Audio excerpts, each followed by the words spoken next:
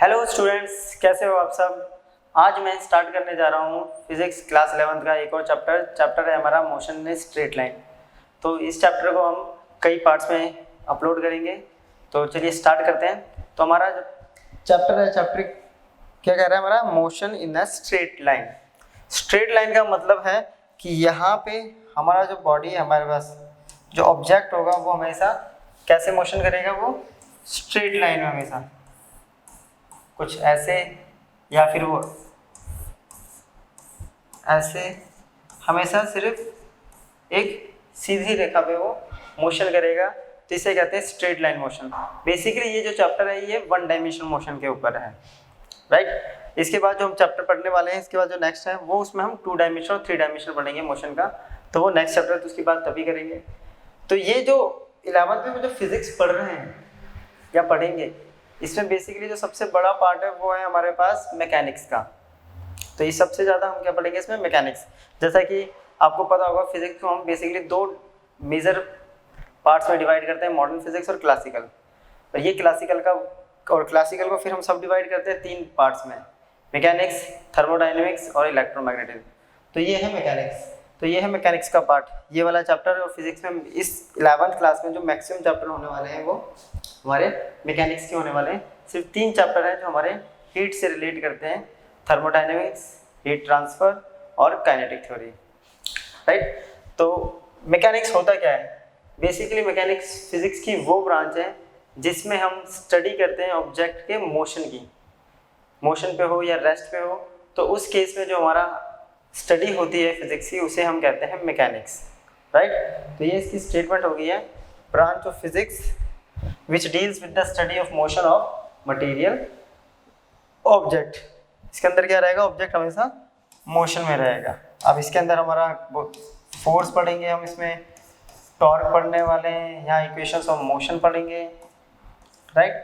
तो बहुत सारी चीज़ें इसमें पढ़ने वाले हैं इस चैप्टर में। तो बेसिकली हम इक्वेशन ऑफ मोशंस और मोशन के टाइप्स वगैरह हम इसमें डिस्कस करेंगे। तो ये तो था हमारा बेसिकली मैकेनिक्स। अब मैकेनिक्स जो है वो 3 पार्ट में डिवाइड होता है। तो मैकेनिक्स की भी 3 सब ब्रांचेस होती हैं। फर्स्ट होती है स्टैटिक्स। स्टैटिक्स मीन्स मैकेनिक्स की वो ब्रांच जिसमें ऑब्जेक्ट इस पे रहेगा, रेस्ट पे रहेगा, स्टेशनरी पोजीशन पे रहेगा, उसे हम कहते हैं स्टैटिक्स। और रेस्ट पे रहने का रीज़न क्या होता है कि जब ऑब्जेक्ट पर लगने वाली सारी फोर्सेस का सम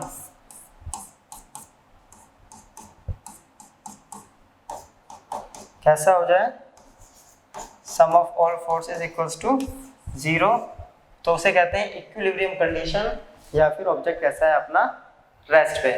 तो ये होता है मैकेनिक्स की branch, statics branch. Next branch जो है वो है हमारी काइनेमेटिक्स। बेसिकली ये जो हमारे पहले ये 2 चैप्टर होने वाले हैं, स्ट्रेट लाइन मोशन, और इसके बाद जो नेक्स्ट चैप्टर आएगा हमारा मोशन इन अ प्लेन, ये आते हैं हमारे काइनेमेटिक्स के अंदर। अब काइनेमेटिक्स होता क्या है, काइनेमेटिक्स होती है मैकेनिक्स की वो ब्रांच जिसके अंदर ऑब्जेक्ट मोशन में तो है, बट मोशन के पीछे के जो कॉजेस हैं, इट मीन्स इसके ऊपर लगने वाली फोर्स या कोई और भी टॉर्क वगैरह, वो हम कंसीडर नहीं करते हैं काइनेमेटिक्स में।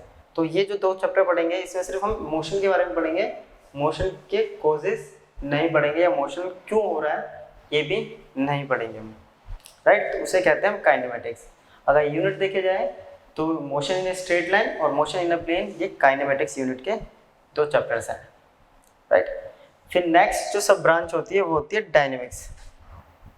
इसमें क्या है कि हम फोर्स वगैरह को कंसीडर नहीं करेंगे, ऑब्जेक्ट पे जो लग रही है फोर्स मोशन पे है, मोशन में रहेगा, फोर्स कंसीडर नहीं होगी।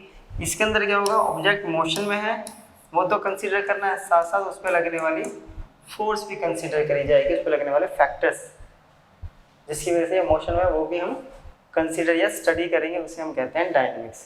तो डायनेमिक्स हमारा स्टार्ट हो जाएगा लॉज ऑफ मोशन चैप्टर से, उसके बाद हमारा सारा क्या चलेगा, डायनेमिक्स चलेगा 11th में बेसिकली हमारा मैकेनिक्स बहुत बड़ा रहेगा।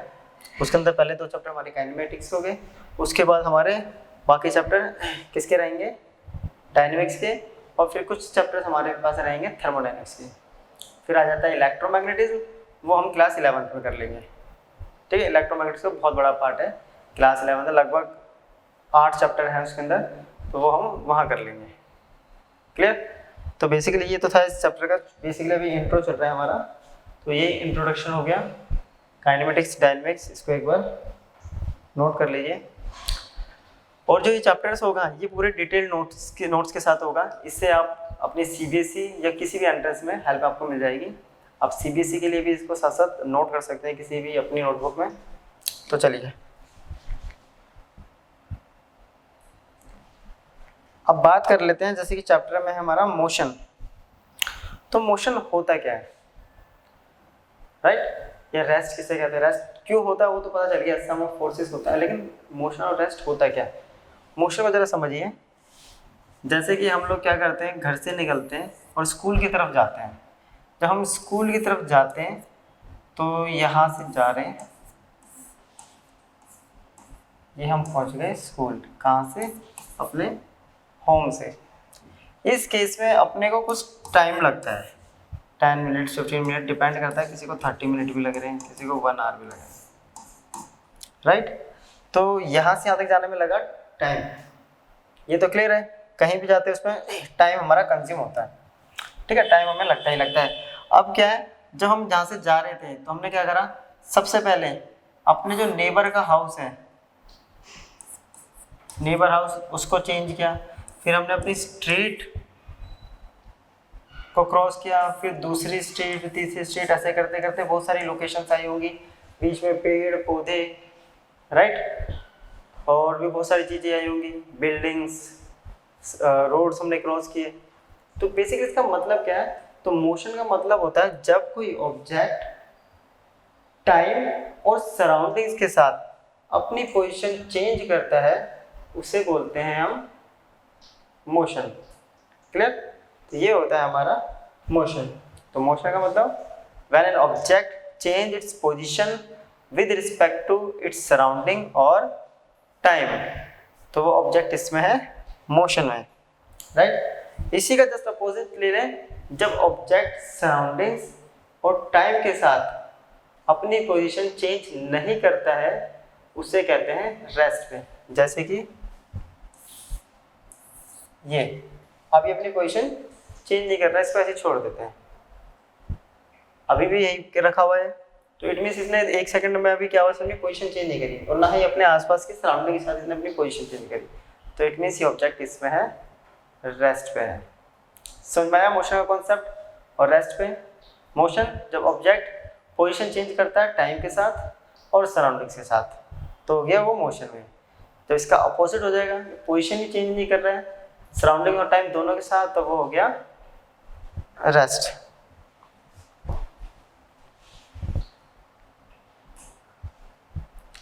अब मोशन के होते हैं कुछ टाइप्स, बेसिकली हमें थोड़े से टाइप्स हैं, ठीक है? तो टाइप्स ऑफ मोशन हमारा फर्स्ट हम कर रहे हैं रेक्टिलिनियर और ट्रांसलेटरी। रेक्टिलिनियर और ट्रांसलेटरी मोशन, ये दोनों ही मोशन कैसे हैं? दोनों ही मोशन कैसे हैं? स्ट्रेट लाइन मोशन है, दोनों ही एक स्ट्रेट लाइन में ट्रैवल कर रहा है, बस फर्क होता है इनकी नेचर या फिर डिस्टेंस के अकॉर्डिंग। अब रेक्टिलिनियर मोशन में क्या होता है, जब बॉडी ट्रैवल कर रही होती है तो वो एक पॉइंट मास होती है, तो उसे कहते हैं रेक्टिलिनियर। पॉइंट मास बॉडी क्या होती है, तो इसका कॉन्सेप्ट अभी क्लियर करते हैं। जब ऑब्जेक्ट ऐसा हो, as a point mass behave कर रहा हो, तो वो तो हो गया रेक्टिलिनियर, राइट? बट जब ऑब्जेक्ट क्या कर रहा है, उसने इतना सा डिस्टेंस ट्रैवल किया, बस यहाँ से यहाँ तक, तो इस केस में ऑब्जेक्ट कैसा है, पॉइंट मास नहीं है, तब वो बन गया ट्रांसलेटरी मोशन। दोनों ही कैसे हो गए, स्ट्रेट लाइन मोशन के टाइप्स हो गए। तो motion in which a particle or point mass body is moving along a straight line, तो rectilinear motion. Motion in which a body which is not a point mass body is moving along a straight line, यानी वो body जो point mass नहीं है और straight line में motion कर रही है, उसे हम बोलते हैं ट्रांसलेटरी मोशन। क्लियर? ये बेसिकली बहुत बेसिक चीज़ है। बाकी आगे आपका पॉइंट मास जरा इसको ब्रेन में रखना, आगे इसको एक्सप्लेन करेंगे अच्छे से। दूसरा सर्कुलर मोशन और रोटेटरी मोशन। सर्कुलर मोशन तो पता है, जब कोई ऑब्जेक्ट सर्कल के चारों तरफ, यानी कोई ऑब्जेक्ट सर्कल के चारों तरफ क्या करता है, मूव कर रहा होता है उसे हम कहते हैं सर्कुलर मोशन, राइट। तो वो क्या होता है, सर्कुलर मोशन। इसकी जो वेलोसिटी होती है वो स्ट्रेट लाइन वेलोसिटी ये होती है इसकी। तो सर्कल के चारों तरफ जो मूव कर रहा होता है उसे हम कहते हैं सर्कुलर मोशन, ठीक है। Motion in which a particle or point mass body is moving on a circle. तो यहाँ पे अगेन पॉइंट मास बॉडी हो गई या पार्टिकल हो गया। अब रोटेटरी मोशन हमें पता है बेसिकली होता है क्या रोटेटरी मोशन। इसका बेसिक सा एग्जांपल जैसे कि ये ले लिया हमने, तो ये इस पॉइंट पे क्या कर रहा है, ऐसे रोटेट कर रहा है। रोटेट मीन्स जैसे कि हम बुक्स को ऐसे रोटेट करते हैं, तो बुक्स को ऐसे करते हैं, उसमें क्या होता है कि जो बुक होता है वो एक सिस्टम ऑफ पार्टिकल से मिलकर बना हुआ है। तो उसके सारे पार्टिकल्स किसी एक पॉइंट के अलोंग सर्कुलर मोशन कर रहे होते हैं, यानी अपनी एक्सिस पे। जब कोई बॉडी अपनी एक्सिस पे रोटेट कर रखी होती है और जो पॉइंट मास नहीं है उसे हम कहते हैं रोटेटरी मोशन। जैसे कि अर्थ अपने एक्सिस पे रोटेशन करती है, ये तो हो गया उसका रोटेशन। लेकिन जब वो सन के चारों तरफ हो गया तो उसको हम रेवोल्यूशन बोल देते हैं। जनरली इसको हम सर्कुलर मोशन की तरह एग्जांपल में लेते हैं इसको। तो वो हो गया हमारा एक तरह से सर्कुलर मोशन। तो सर्कुलर मोशन तो हो गया अपना बेसिकली क्या, जैसे कि अपने पास वो होता है घड़ी की सुई, राइट। तो वो हो गया सर्कुलर मोशन। और रोटेटरी मोशन जिसमें ऑब्जेक्ट पॉइंट मास नहीं है और अपनी एक एक्सिस पे वो रोटेट कर रहा है उसे हम कहते हैं रोटेटरी मोशन। तीसरा और लास्ट टाइप है हमारा, वो होता है ऑसिलेटरी और वाइब्रेटरी। ये थोड़ा सा मिलता जुलता है, मिलते जुलते दो भी हैं बिल्कुल कॉमन, लेकिन इसमें बहुत छोटी सी कॉमन चीज़ है। ऑसिलेटरी में क्या होता है कि जैसे कि पेंडुलम, इसको एग्जांपल लो। अब पेंडुलम जो करता है वो अपनी पोजीशन ऐसे चेंज करता है, यहाँ से इधर गया फिर इधर आया, ये इधर गया। इस मोशन को कहते हैं टू एंड फ्रो या फिर बैक एंड फोर्थ, यानी आगे पीछे कर रहा है। इस केस में जब टू एंड फ्रो और वो भी एक फिक्स पोजीशन के अलोंग, ये है वो फिक्स पोजीशन के अलोंग, और इसका जो टाइम इंटरवल होता है वो फिक्स होता है, जिसकी वजह से हमारी जो वॉल क्लॉक होती है वो सही टाइम दिखाती है। क्लियर। ये to and fro back and forth कर रहा है किसी मेन पोजीशन के अलोंग, बट कंडीशन क्या है, इसने अपनी पोजीशन जब यहाँ से यहाँ तक चेंज करी, ये हो गई इसकी मेन पोजीशन, और इसकी लास्ट पोजीशन ये है, तो ये होगी इसकी एक्सट्रीम पोजीशन। तो मेन पोजीशन से लेके ये एक्सट्रीम पोजीशन के बीच का जो डिस्टेंस होता है वो कहलाता है हमारा एम्पलीट्यूड। ये छोटे क्लासेस में पढ़ा होगा आपने। तो एम्पलीट्यूड क्या होता है, मेन पोजीशन से लेके एक्सट्रीम पोजीशन के बीच का जो मैक्सिमम डिस्टेंस होता है वो कहलाता है हमारा एम्पलीट्यूड। अब ऑसिलेटरी मोशन में भी टू एंड फ्रो कर रहा है, वाइब्रेटरी में भी क्या कर रहा है, टू एंड फ्रो कर रहा है। अब ऑसिलेटरी को समझो, इसके अंदर जो एम्पलीट्यूड होता है, ऑसिलेटरी में एम्पलीट्यूड कैसा होगा,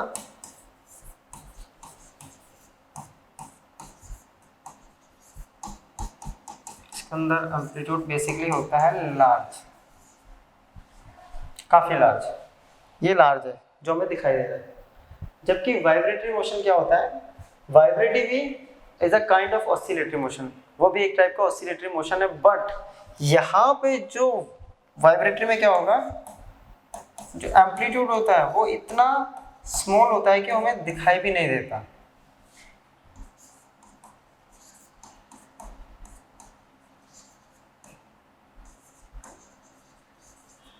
एम्पलीट्यूड कैसा होता है, बहुत स्मॉल होता है। जैसे हम डेस्क पे लेटे होते हैं, हम फिर ऐसे हिट करते हैं तो कान में हमें साउंड सुनाई देता है, तो वहाँ वो ऑसिलेशन का एग्जांपल नहीं होता, वो हो गया वाइब्रेटरी का, क्योंकि उसके जो पार्टिकल्स होते हैं वो भी ऑसिलेट कर रहे हैं बट हमें उसका वाइब्रेशन दिखाई नहीं दे रहा, यानी वाइब्रेशन बहुत स्मॉल है उसका, सॉरी एम्पलीट्यूड बहुत स्मॉल है, वो दिख नहीं रहा, उसे हम कहते हैं वाइब्रेटरी मोशन। और जिसमें एम्पलीट्यूड काफ़ी लार्ज होता है वो हो गया हमारा ऑसिलेटरी मोशन। क्लियर, क्लियर हुआ टॉपिक। तो जरा एक बार इसको नोट कर लीजिए। चलिए अब बड़ी देर से हम बात कर रहे हैं point mass, point mass, point mass body क्या होता है। जरा पॉइंट मास को मैं समझाता हूँ।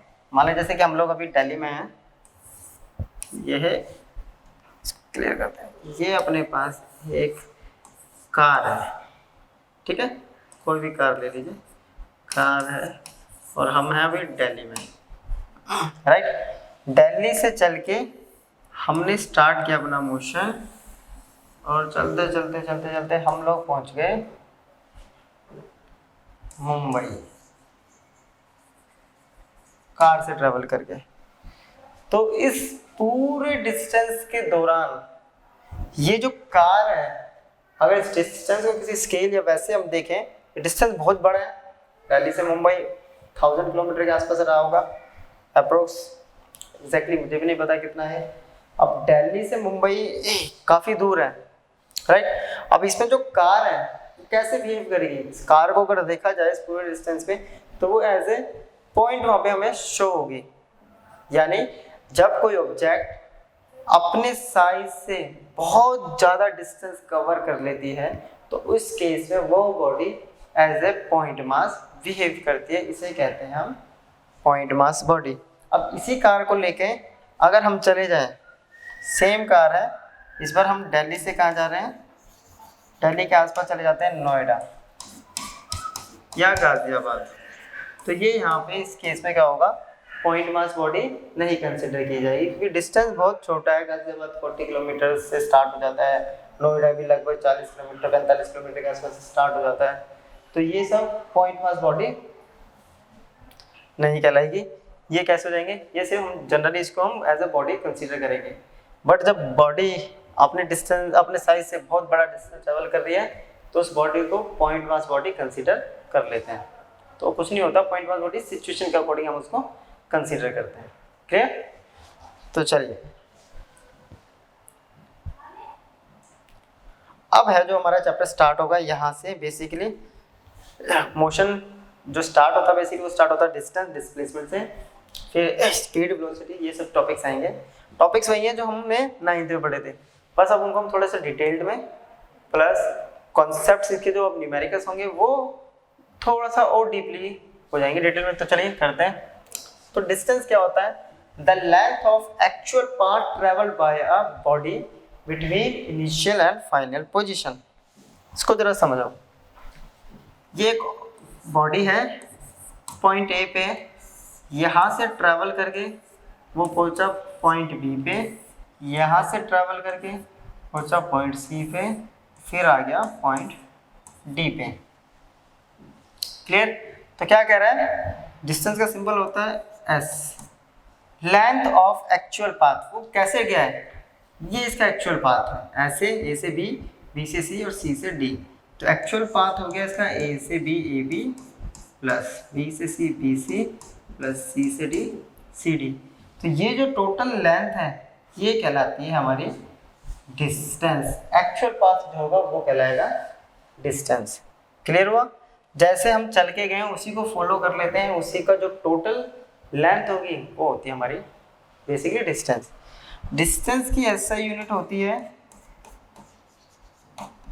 ये आप लोगों ने पढ़ा होगा इससे पहले वाले चैप्टर में, तो मीटर। Metre, right. ये एक कैसी क्वांटिटी है, स्केलर क्वांटिटी होती है, तो इसलिए या तो ये होगा 0 और ऑलवेज। अब ये एक स्केलर क्वांटिटी है, इसमें कोई डायरेक्शन नहीं है, तो ये हमेशा कैसा रहेगा, पॉजिटिव। 0 कब रहेगा, 0 का मतलब है तो किस पे, वो एट रेस्ट। जब ऑब्जेक्ट रेस्ट पे है तो इट मीन्स डिस्टेंस 0 और ऑलवेज पॉजिटिव। क्लियर? इसे मेजर किया जाता है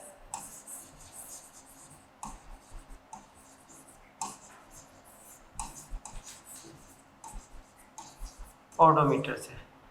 जैसे कि स्कूटी, बाइक, कार में आपने देखा होगा जो इस पे डिस्टेंस ऐड होता रहता है कि ये गाड़ी 20,000 किलोमीटर 30,000 किलोमीटर चल चुकी है, वही होता है ओडोमीटर।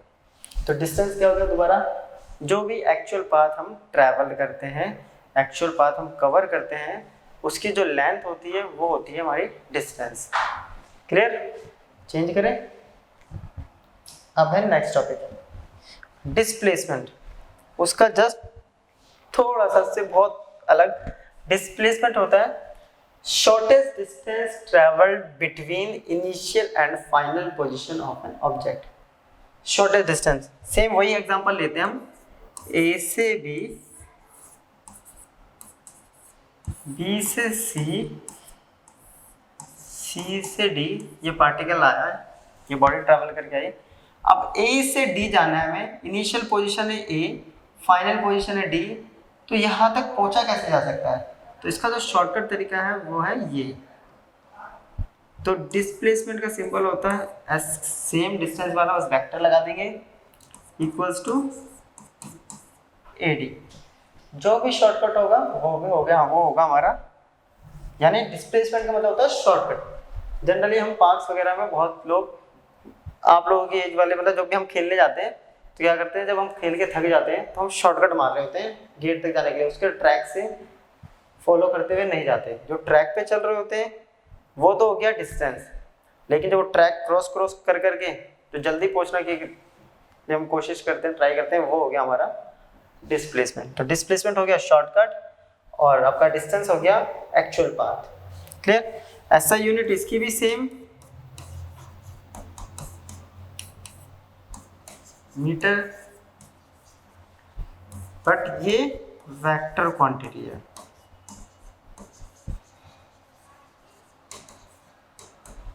अब वेक्टर क्वांटिटी है तो इट कैन बी 0, पॉजिटिव और या तो ये 0 होगा, 0 कैसे होगा अभी बताते हैं, पॉजिटिव होगा या नेगेटिव। पॉजिटिव मीन्स कोई एक डायरेक्शन रेफरेंस के लिए पॉजिटिव होगी तो दूसरी उसके अपोजिट डायरेक्शन यहाँ नेगेटिव हो जाएगी। अब आता है 0, तो 0 के दो केस हो गए, या तो ऑब्जेक्ट रेस्ट पे हो या फिर इनिशियल एंड फाइनल पोजीशंस और सेम। जब इनिशियल और फाइनल पोजीशन कैसे हो, सेम हो, उसे भी बोलते हैं हम 0। जैसे कि अगर ये डी से ए पे आ जाता तो अब स्टेटमेंट के अकॉर्डिंग अगर देखें तो इनिशियल और फाइनल के बीच का शॉर्टकट, जब इनिशियल और फाइनल बदला ही नहीं तो काहे का शॉर्टकट, तो डिस्प्लेसमेंट हो गया इस केस में 0। क्लियर? तो समझ में आया? तो थोड़ा सा अब इसको ना कुछ एग्जांपल्स देख लेते हैं, एग्जांपल की हेल्प से इसको थोड़ा सा समझने की कोशिश करते हैं। ऐसे बेसिकली बहुत बेसिक एग्जांपल्स हैं। स्टार्ट करते हैं, पहले सी स्क्वायर वाले से ही कर लेते हैं। एक पार्टिकल ऐसे और ऐसे, ए से बी और बी से सी। अगर बात करें डिस्टेंस की तो डिस्टेंस हो गया एक्चुअल पाथ। अब एक्चुअल पाथ हो गया A B plus D C. But बात करें यहाँ डिस्प्लेसमेंट की तो डिस्प्लेसमेंट होता है शॉर्टकट। अब शॉर्टकट यहाँ जाने का है ये, तो डिस्प्लेसमेंट हो गया ए सी। अब एक और केस लेते हैं ऐसे,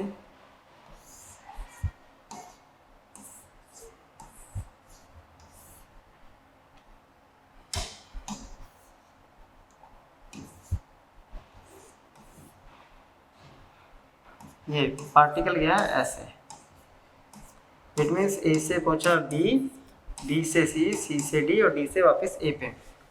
बात कर लेते हैं पहले डिस्टेंस की। टेक डिस्टेंस होता है एक्चुअल पाथ। एक्चुअल पाथ है ये ए बी, फिर यहाँ से गया है बी से, फिर ये इधर आया है और फिर गया डी से ए। जबकि डिस्प्लेसमेंट क्या है, इनिशियल पोजीशन है ए, फाइनल भी ए, तो इनिशियल और फाइनल के बीच का शॉर्टकट होता है, शॉर्टकट हुआ नहीं यहाँ, तो ये हो गया 0। ये हो गया 0 डिस्प्लेसमेंट का केस। एक और केस करता हूँ जरा। ये है एक सेमी सर्कल, इसका रेडियस है r, ए से बी। अगर बात करें डिस्टेंस निकालना है, डिस्टेंस कहाँ से गया वो, ए से बी। और ये क्या चीज़ होती है सर्कल की, इसको क्या कहते हैं, इसे बोलते हैं सर्कमफ्रेंस।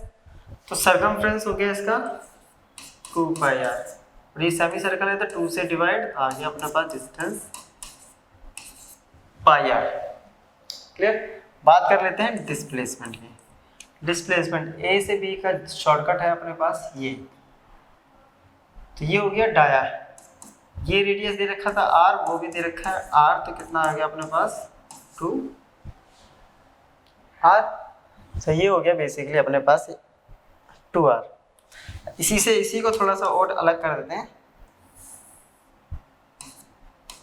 ए से ये पहुंचा बी पे, और बी से फिर आ गया ये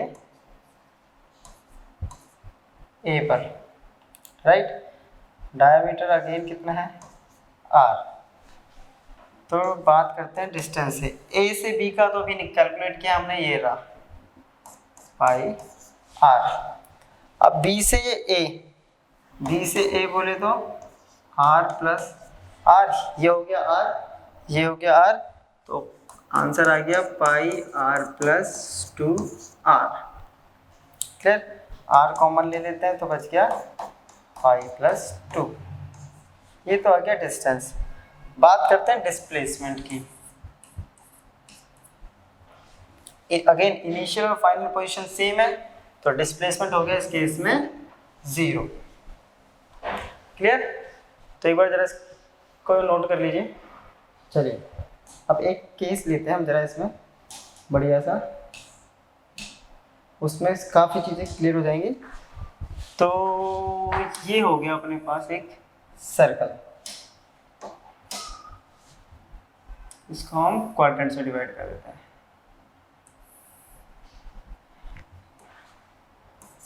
ए बी सी